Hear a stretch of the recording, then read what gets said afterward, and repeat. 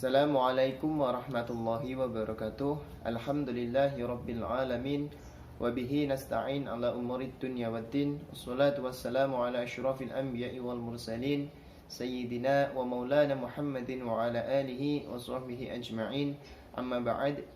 Yang terhormat Bapak dosen pengampu mata kuliah analisis sanad hadis, Bapak Arif Hasanul Muna. Puji syukur kepada Allah Subhanahu wa taala yang telah memberikan rahmat serta nikmatnya kepada kita semua, dan juga tidak lupa sholawat serta salam selalu tercurah kepada junjungan kita semua, Nabi Agung Nabi Muhammad SAW. Semoga kelak kita semua mendapatkan syafaat dari beliau di dunia maupun di akhirat. Allahumma amin ya rabbal alamin.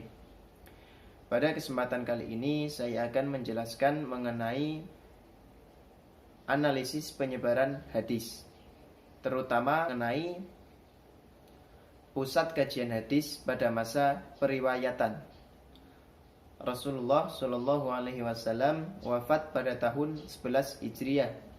Sebelum wafatnya beliau, Rasulullah Shallallahu Alaihi Wasallam sudah mempunyai rencana untuk melakukan ekspedisi dakwah dan juga membebaskan Syam di bawah pimpinan Usamah bin Zaid. Akan tetapi sebelum rencana tersebut terlaksana, Rasulullah Shallallahu Alaihi Wasallam telah wafat terlebih dahulu. Akhirnya rencana Rasulullah Shallallahu Alaihi Wasallam dilanjutkan oleh Khalifah Abu Bakar dan berhasil menguasai Syam. Syam meliputi daerah Palestina, Yordania, Syria, Lebanon, dan seluruh wilayah kekuasaan itu berhasil dikuasai Islam pada abad 17 Hijriah. Setelah penaklukan atau penguasaan wilayah Syam, banyak sekali orang-orang yang masuk ke dalam agama Islam. Hal ini terjadi dikarenakan pengaruh dan wilayah kekuasaan Islam yang semakin meluas. Pada awal pertama abad Hijriyah, wilayah kekuasaan Islam juga sudah sampai ke arah timur. Keberhasilan perluasan wilayah ke arah timur ini dimulai pada masa Khalifah Utsman bin Affan. Beliau berhasil menaklukkan Persia pada tahun 21 Hijriah. Dilanjut berhasil menaklukkan daerah Samarkand yang terletak di ujung timur pada 56 Hijriah hingga berlanjut mendekati daerah Cina pada tahun 96 Hijriah. Perluasan wilayah dan dakwah Islam, banyak sekali peran aktif dari para sahabat Rasulullah Shallallahu Alaihi Wasallam. Setelah Rasulullah Shallallahu Alaihi Wasallam wafat, banyak para sahabat yang pindah dari kota Madinah menuju ke wilayah kekuasaan Islam. Para sahabat menjadikan masjid di daerah wilayah kekuasaan Islam yang baru sebagai tempat pusat ibadah dan juga tempat pendidikan agama Islam. Kemudian hal ini berlanjut kepada para tabi'in untuk mengajarkan Al-Quran dan As-Sunnah Rasulullah Shallallahu Alaihi Wasallam. Dakwah Islam tidak hanya dilakukan oleh para sahabat dan juga tabi'in saja, melainkan dari pemerintahan resmi Islam. Pemerintahan resmi Islam juga mengirim para ulama kepada daerah-daerah baru yang berhasil ditaklukkan oleh Islam untuk mengajarkan keilmuan di sana. Yang pertama adalah kota Madinah Al-Munawwarah. Kota Madinah merupakan kota terpenting sebagai kota penyebaran hadis Rasulullah Shallallahu Alaihi Wasallam. Itu dikarenakan Rasulullah Shallallahu Alaihi Wasallam melaksanakan aktivitasnya dan juga membangun masyarakat muslim di kota Madinah ini. Di kota Madinah ini pula para sahabat mendengar sabda dari Rasulullah Shallallahu Alaihi Wasallam dan juga hidup bersama dengan beliau Rasulullah Shallallahu Alaihi Wasallam secara langsung. Para sahabat mengajarkan dan juga mengisahkan apa yang mereka dengar dan mereka saksikan dari Rasulullah Shallallahu Alaihi Wasallam. Generasi setelah sahabat yang juga fokus kepada hadis-hadis Rasulullah Shallallahu Alaihi Wasallam adalah para tabi'in. Para tabi'in ini terkenal dengan sebutan al-fuqaha az-sab'ah atau 7 tabi'in yang alim dan juga faqih terhadap ilmu-ilmu keagamaan dan juga menjadi rujukan mengenai masalah-masalah keagamaan. Kota Madinah masih menjadi pusat kajian hadis hingga pada masa Imam Malik bin Anas, yakni pada tahun 179 Hijriah. Setelah itu kota Madinah mulai kehilangan tokoh-tokoh periwayat hadis. Yang kedua ada kota Makkah Al-Mukarramah. Tokoh penting yang ada di kota Makkah ini yaitu sahabat muda Abdullah ibnu Abbas. Beliau merupakan seorang sahabat yang aktif di kota Makkah sebelum bertugas ke daerah Basrah dan juga sekembalinya dari daerah Basrah di kota Makkah. Dari sahabat Abdullah ibnu Abbas ini banyak sekali para pecinta ilmu memperoleh informasi mengenai Rasulullah Shallallahu Alaihi Wasallam. Periwayatan hadis di kota Mekah ini berlangsung hingga awal abad ketiga Hijriah. Kan tetapi setelah memasuki tahun 300-an Hijriah,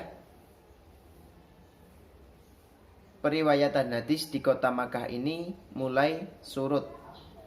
Namun, kota Makkah Al-Mukarramah ini menjadi kota untuk pertemuan tahunan para ulama dari berbagai daerah di dunia ini, yaitu pada masa musim haji. Yang ketiga ada daerah Kufah. Daerah Kufah merupakan bagian dari Irak, dan Irak berhasil dikuasai oleh umat Islam pada masa pemerintahan Khalifah Umar bin Khattab. Banyak para sahabat yang pindah dari Madinah ke daerah Kufah.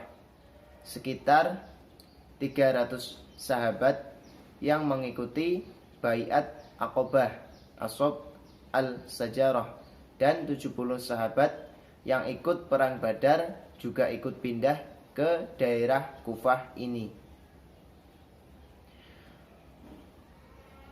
Utusan resmi oleh pemerintahan masa Khalifah Umar bin Khattab, yakni Abdullah bin Mas'ud. Abdullah bin Mas'ud ini diutus Khalifah Umar bin Khattab untuk mengajarkan Islam di daerah Kufah ini. Abdullah bin Mas'ud adalah merupakan seorang sahabat Rasulullah Shallallahu Alaihi Wasallam. Daerah yang keempat yaitu Basrah. Di daerah ini sahabat Rasulullah Shallallahu Alaihi Wasallam yang pertama memasukinya yaitu sahabat Utbah bin Ghazwan pada masa pemerintahan Khalifah Umar bin Khattab. Kemudian dilanjutkan para sahabat yang lain yang juga ikut pindah ke daerah Basrah ini. Pada masa periwayatan hadis Rasulullah Shallallahu Alaihi Wasallam, di daerah Basrah ini dilakukan oleh para sahabat dan juga para tabi'in. Para tabi'in yang terkenal semisal Hasan al-Basri dan lain-lain. hampir berkat para tabi'in ini daerah Basrah menjadi pusat kajian penyebaran hadis Rasulullah Shallallahu Alaihi Wasallam. Hampir semua ulama dan juga perawi hadis pada abad 2 dan 3 Hijriah pernah mengunjungi tempat ini untuk belajar atau memperoleh ilmu mengenai hadis Rasulullah Shallallahu Alaihi Wasallam. Masa kejayaan Basrah sebagai pusat kajian hadis Rasulullah Shallallahu Alaihi Wasallam ini berlangsung pada abad ketiga Hijriah dan juga hingga pada awal abad keempat Hijriah. Setelah itu daerah Basrah mulai menurun sebagai pusat penyebaran hadis Rasulullah Shallallahu Alaihi Wasallam. Yang kelima, ada daerah Syam. Di Syam, banyak para sahabat Rasulullah Shallallahu Alaihi Wasallam pindah ke daerah ini setelah umat Islam berhasil menguasai daerah Syam ini. Penyebaran informasi mengenai kehidupan Rasulullah Shallallahu Alaihi Wasallam di Syam dilakukan oleh para sahabat yang kemudian dilanjutkan oleh para tabi'in.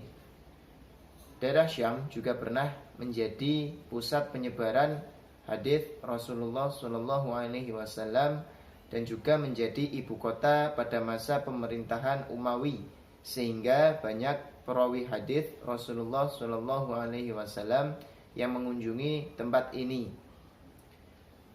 Masa kejayaan pusat penyebaran hadis Rasulullah Shallallahu Alaihi Wasallam di Syam ini berlangsung hingga abad ketiga Hijriah. Kemudian pada abad keempat dan kelima Hijriah, proses penyebaran hadis Rasulullah Shallallahu Alaihi Wasallam di daerah Syam mulai menurun. Yang keenam, ada daerah Mesir. Daerah Mesir berhasil dikuasai oleh Amir bin Al-As pada masa Khalifah Umar bin Khattab.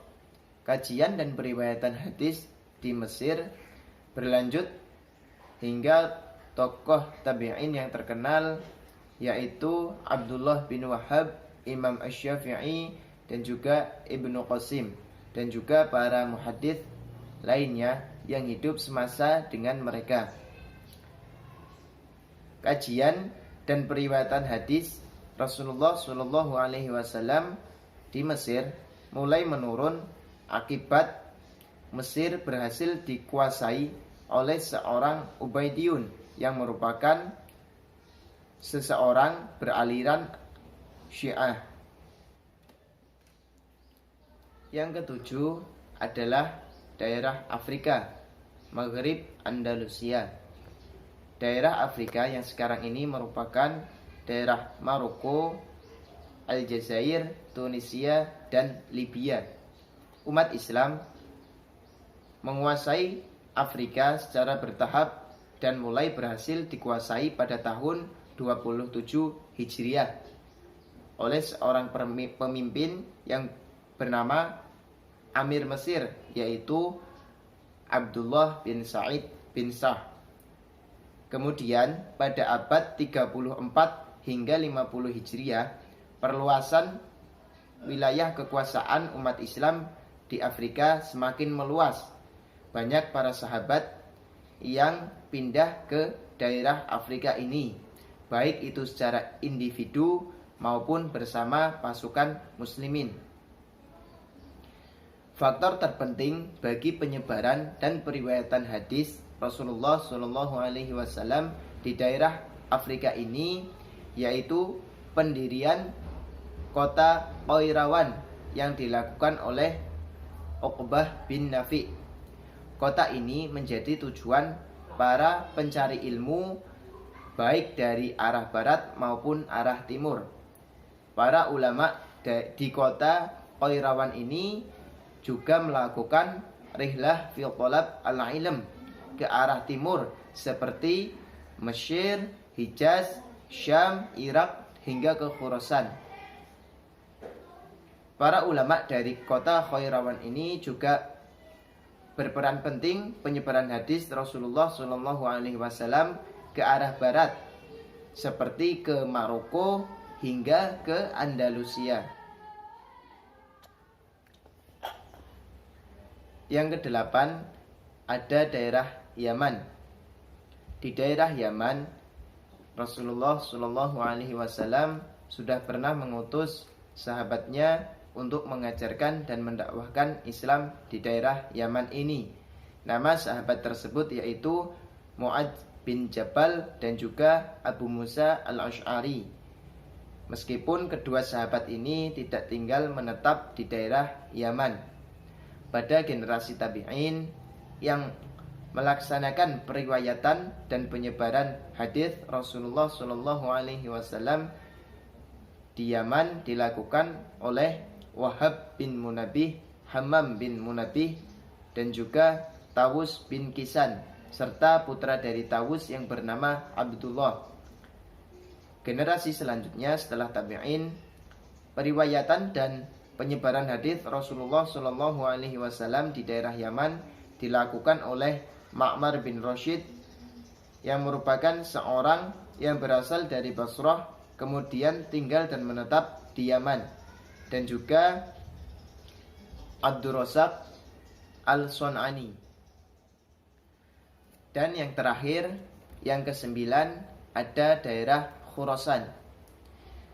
Daerah Khurasan ini yang sekarang merupakan Iran, Afghanistan, pecahan Uni Soviet, dan sebagian dari India. Sahabat Rasulullah Shallallahu Alaihi Wasallam yang tinggal di Khurasan ini yaitu Buraidah bin Husayb al-Aslani, dan beberapa sahabat lainnya juga ikut tinggal dan menetap hingga wafat di daerah Khurasan ini. Pada masa generasi selanjutnya, di daerah Khurasan lahir beberapa tokoh periwayat dan penyebar hadis Rasulullah Shallallahu Alaihi Wasallam yang terkenal. Yang pertama dari daerah Bukhara ada Isa bin Musa Ganjar, Abu Ahmad bin Hafs, Muhammad bin Salam al-Bikandi. Yang kedua dari daerah Samarkand ada Abu Abdullah bin Abdullah al-Darimi. Kemudian ada Muhammad bin Nasr al-Marzuqi. Yang ketiga ada daerah Firyab. Tokohnya yaitu yang pertama ada Muhammad bin Yusuf al-Firyabi. Yang kedua ada Ja'far bin Muhammad al-Firyabi, dan masih ada tokoh yang lainnya. Jadi kesimpulan materi pembahasan kali ini yaitu dapat kita ketahui bersama bahwa tersebarnya para tokoh periwayat hadis Rasulullah Shallallahu Alaihi Wasallam yang tersebar di masing-masing daerah yang ada itu terjadi bukan masa belakangan ini, melainkan hal tersebut terjadi sudah sejak masa sahabat Rasulullah Shallallahu Alaihi Wasallam. Setidaknya ada 9 daerah atau kota penting sebagai tempat periwayatan dan persebaran hadis Rasulullah Shallallahu Alaihi Wasallam yang ada di dunia ini. Yang pertama ada kota Madinah Al-Munawwarah, yang kedua kota Makkah Al-Mukarramah, yang ketiga daerah Kufah, yang keempat daerah Basrah, yang kelima daerah Syam, yang keenam daerah Mesir, yang ketujuh daerah Afrika yaitu Maghrib Andalusia, yang kedelapan daerah Yaman, dan yang kesembilan daerah Khurasan. Mungkin segitu yang dapat saya jelaskan. Kurang lebihnya mohon maaf. Wassalamualaikum warahmatullahi wabarakatuh.